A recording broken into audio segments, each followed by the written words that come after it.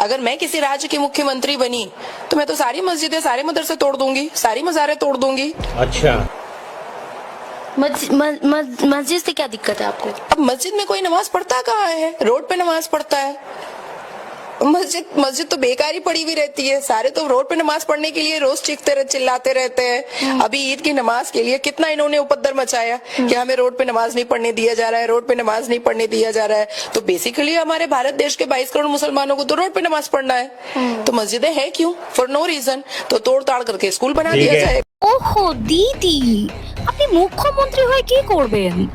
আপনার তো মূর্খমন্ত্রী হওয়ার কথা।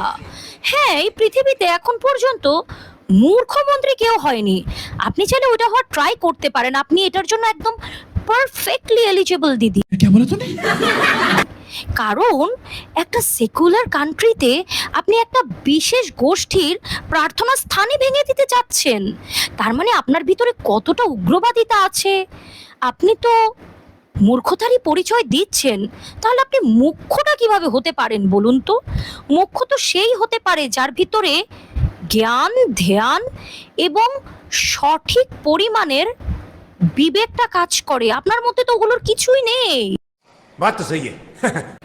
আর তাছাড়া আরেকটা কথা কি দিদি, এই যে আপনি বললেন যে নামাজ পড়ার জন্য রাস্তা ব্লক করে মানুষ নাকি আন্দোলন করে। আচ্ছা, যেই দেশে মন্দিরের সংখ্যার থেকে মসজিদের সংখ্যা খালি এতটুকু, অথচ সেখানে মুসলিমের কিন্তু অভাব নেই। এখন ওই দেশে যদি মসজিদ না থাকে তো মানুষ